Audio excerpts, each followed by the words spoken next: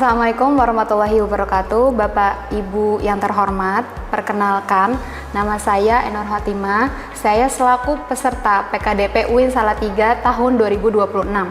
Saya juga menjadi dosen di STEBI CPI Kabupaten Bekasi. Berikut video pembelajaran itu mengenai pasar modal syariah. Metode program based learning ini yaitu merupakan metode SCL, yaitu Student Centered Learning, yang mana nanti mahasiswa diberikan permasalahan, kemudian mahasiswa tersebut mengidentifikasi dan juga mahasiswa tersebut mencarikan solusi. Demikian, selamat menyaksikan.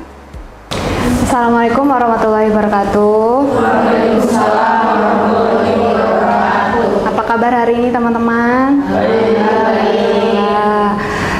Seperti biasanya ya, sebelum kita memulai pembelajaran kali ini, alangkah baiknya kita berdoa terlebih dahulu. Silakan satu orang pimpin untuk berdoa.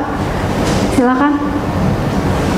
Baik, semuanya, untuk memulai pembelajaran hari ini, alangkah baiknya kita berdoa sesuai agama dan kepercayaannya masing-masing. Berdoa dimulai. Berdoa selesai. Terima kasih. Terus selanjutnya saya ingin mengetahui kabar secara real ya kepada teman-teman. Silakan teman-teman buka Mentimeternya di Google. Sudah. Silakan masukkan satu kata yang menggambarkan kondisi teman-teman ketika hari ini. Semangatkah belajarnya atau ngantuk? Karena mendekati makan siang ya. Silakan diisi ya. Wah, sudah muncul satu-satu. Ada yang sedih. Kenapa sedih? Terus ada yang semangat. Sangat bersemangat. Ada yang lemas, ada yang lapar. Ya. Oke, semoga hasilnya kebanyakan semangat ya. Semoga teman-teman tetap semangat hingga akhir sesi pembelajaran ini ya. Oke, teman-teman bisa disimak video pembelajaran mengenai minat generasi Gen Z yang terus meningkat. Halo Sobat Investor, kembali lagi berjumpa pada program di Editorial yang akan membahas tentang pemberitaan yang tersaji di IDX.com dan IDX.tv bersama saya, Faisal, dalam pembangunan IDX.com. Sobat Investor, jumlah investor di pasar modal Indonesia memasuki fase pertumbuhan baru yang sangat tolong sepanjang 2023. Tadi adalah fenomena meningkatnya minat generasi Z dalam berinvestasi saham. Saya ingin mengajukan pertanyaan ya, mengapa generasi Gen Z ini tertarik dalam investasi saham? Ada yang mau menjawab? Silakan. Menurut saya saat ini banyak anak muda tertarik pada investasi karena informasi investasinya itu mudah diperoleh melalui media sosial. Selain itu, modal awal investasi juga relatif terjangkau sehingga mahasiswa dan generasi muda dapat mulai berinvestasi sejak dini untuk mempersiapkan masa depannya, Bu. Betul. Ya, karena kemajuan teknologi ya, jadi semakin mudah dalam hal berinvestasi saham. Kemudian yang selanjutnya, apakah semua saham yang terdapat di bursa efek pasar modal ini adalah efek syariah? Ya. Menurut saya tidak semua saham termasuk saham syariah. Hanya saham yang memiliki prinsip syariah dan tercantum dalam efek syariah yang diterbitkan oleh OJK yang dapat dikategorikan sebagai saham syariah. Betul, setuju. Oke, selanjutnya yang ketiga adalah sebagai seorang muslim, ini rata-rata muslim ya teman-teman ya? Ya. Nah, bagaimana sih memilih investasi yang berbasis syariah? Ada yang tahu? Silakan. Menurut saya, seorang muslim dapat memeriksa apakah saham tersebut termasuk dalam daftar efek syariah. Selain itu juga perlu memastikan bahwa kegiatan usaha perusahaan tidak bertentangan dengan prinsip Islam, seperti perjudian, riba, minuman keras, dan usaha yang dilarang oleh syariah. Betul ya, jadi prinsip investasi syariah itu ada, disingkat itu maghrib ya, maisir, goror, dan juga riba ya. Oke, selanjutnya. Nah, selanjutnya adalah SAP CPMK ya. Dari hasil pertemuan ini diharapkan teman-teman semua nanti mampu menganalisis kesesuaian ya suatu instrumen saham yang berprinsip pasar modal syariah, dan juga nanti teman-teman juga dapat mempraktekannya di dalam ketika berinvestasi gitu ya. Nah, kemudian Ini sudah terbentuk kelompok ya, sudah di-plotting berdasarkan kelompok. Ini kelompok 1, ya ini kelompok 2, kelompok 3, kelompok 4, dan kelompok 5. Nanti teman-teman diminta untuk, ini ada soal ya, Bapak Ahmad memiliki dana 50 juta dan ingin berinvestasi, dan Bapak Ahmad tersebut mempunyai 2 rekomendasi saham, 1 saham konvensional dan 1 saham syariah. Dan tapi Bapak Ahmad ini bingung nih, kenapa ada 2 kategori, konvensional dan juga syariah.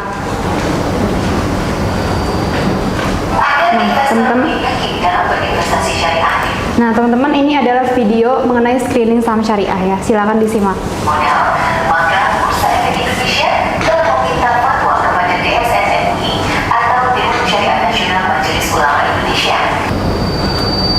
Nah, sekarang teman-teman diminta untuk diskusi apa masalah utama dalam kasus tersebut. Kemudian teman-teman juga diminta bagaimana cara menentukan saham dan solusi apa yang teman-teman berikan untuk Pak Ahmad ini. Silakan ditulis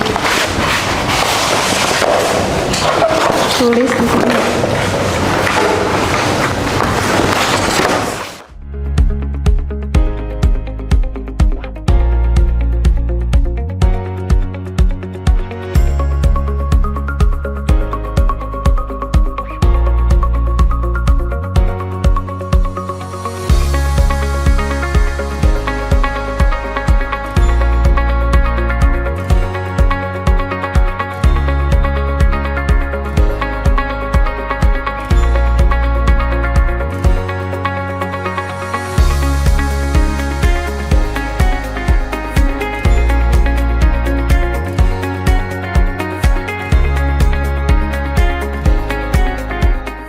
Saya memilihnya secara objektif, jadi pakai spin wheel ya.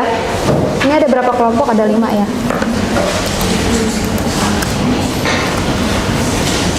Nanti siap-siap yang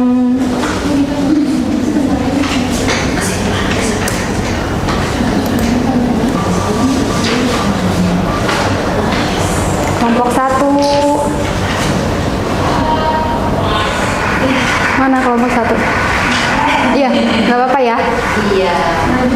Udah selesai? Ya udah selesaikan dulu. Kelompok A. Yang pertama itu pertanyaannya, apa masalah utama dalam kasus tersebut?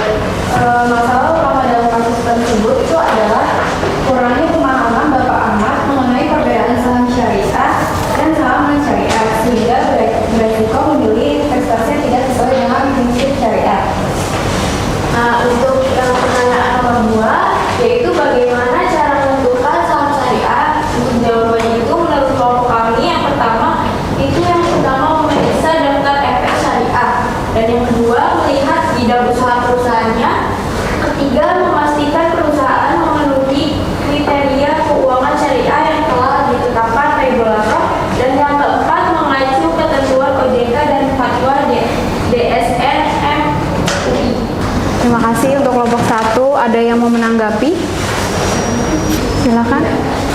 Ya, Baik, saya kalau dari kelompok 2 itu ingin menanggapi dari kelompok 1. Kami setuju dengan hasil analisis kelompok 1. Namun kami ingin menambahkan bahwa investor juga perlu memperhatikan tujuan investasinya itu apa dan profil resikonya, sehingga keputusan investasi yang diambil itu bisa lebih berhati.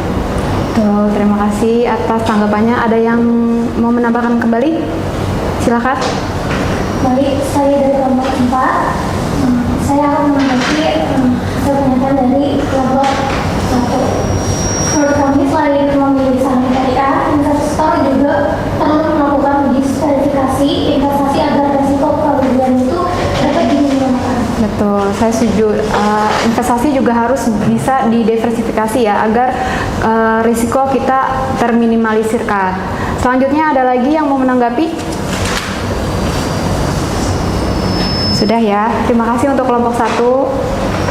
Baik, sekiranya tidak ada tanggapan lagi, terima kasih. Kami tutup. Wassalamualaikum warahmatullahi wabarakatuh. Waalaikumsalam warahmatullahi wabarakatuh.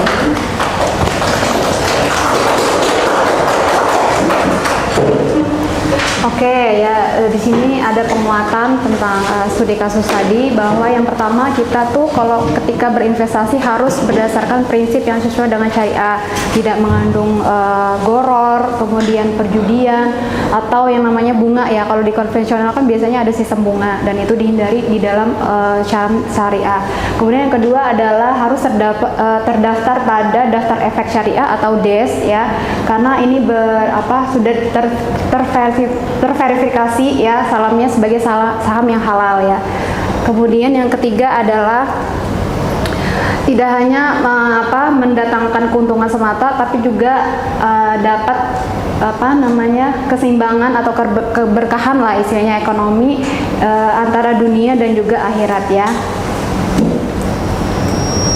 Dan ini juga sejalan dengan hasil penelitian yang saya teliti ya, bahwa investor yang memahami prinsip-prinsip syariah, mekanisme penyaringan saham, serta daftar efek syariah cenderung lebih mampu mengambil keputusan investasi yang tepat dan juga sesuai dengan ketentuan syariah.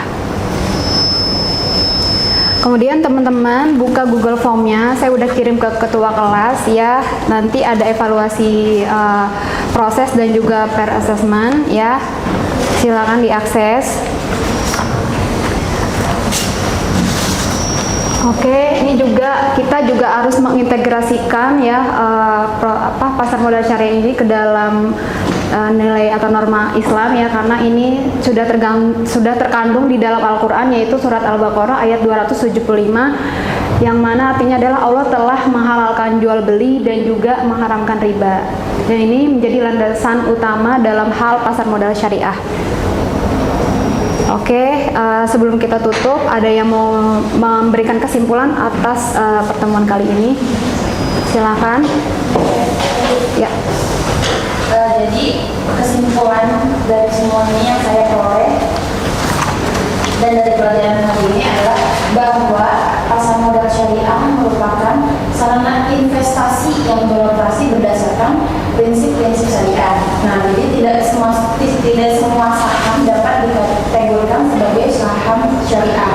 Oleh karena itu, biasanya investor harus memeriksa daftar efek syariah dan memahami karakteristik perusahaan sebelum melakukan investasi agar memperoleh keuntungan yang halal dan sesuai dengan ajaran Islam. Oke. Ada lagi teman-teman yang mau memberikan kesimpulan? Oke, kemudian ada refleksi ya, ada refleksi diri. Apa sih pengetahuan baru apa yang teman-teman dapat di dalam proses pembelajaran kali ini, yaitu mengenai pasar modal syariah? Ada yang bisa merefleksikannya? Silakan. Saya baru mengetahui bahwa terdapat daftar efek syariah yang menjadi acuan dalam memilih saham yang sesuai dengan prinsip BISA. Oke, ada lagi? Silakan.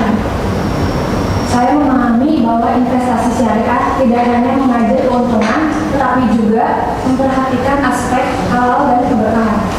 Oke, terima kasih ya. Untuk itu pembelajaran tentang pasar modal syariah pada sesi ini telah selesai, dan saya ingatkan kembali untuk pembelajaran selanjutnya kita akan belajar mengenai instrumen pasar modal syariah, yang mana itu termasuk saham syariah, sukuk, kemudian ITF syariah.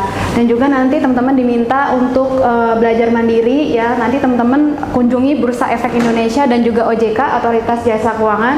Kemudian teman-teman mencari ya daftar efek syariah atau DES yang terbaru, dan teman-teman nanti pilih masing-masing individu, kemudian catat nama perusahaannya, kodenya, kode saham, kemudian bidang usahanya, dan juga alasan mengapa perusahaan tersebut termasuk dalam kategori halal. Terima kasih. Demikian. Wassalamualaikum warahmatullahi wabarakatuh. Bapak, Ibu, demikianlah proses belajar menggunakan metode PBL.